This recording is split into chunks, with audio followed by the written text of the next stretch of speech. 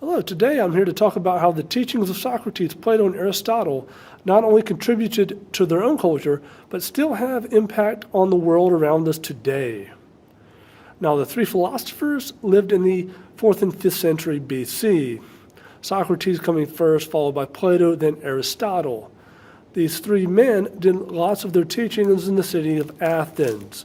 And remember, yesterday we talked about how most of Greece was very mountainous, which allowed the cities to be ununited and cause a lot of fighting.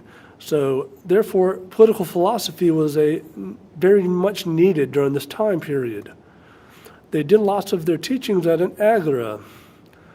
Today, we don't have as many agoras in cities, but in large cities like Washington, D.C., you see these large open areas where, especially in early U.S. times, where people get together and discuss their ideas.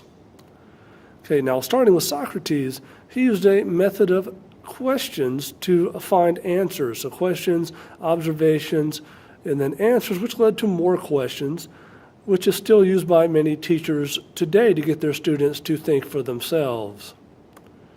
Now, unfortunately for Socrates, he was put to death democratically, and which caused his student Plato to dislike the democracy, which he outlines in his book, The Republic.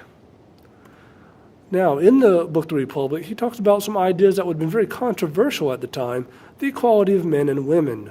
And this carries on today, as you see, from this source in a magazine through the New York Times and Harvard, that, that women's salaries today are still basically just a percentage of the men's salaries. So the question of equality still goes with us today. Now, Aristotle in his book, The Politics, discusses about the importance of government.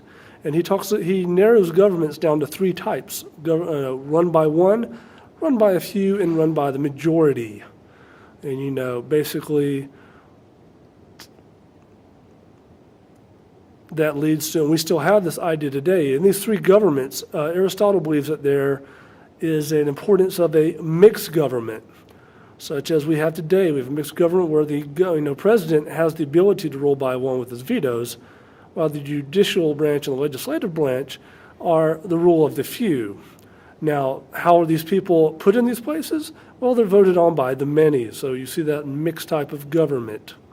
Aristotle also told us the golden mean, the importance of balance in your life. Now, we still see that today by giving students a very well-balanced education. So, the best students are the students that are good at many things and not just one.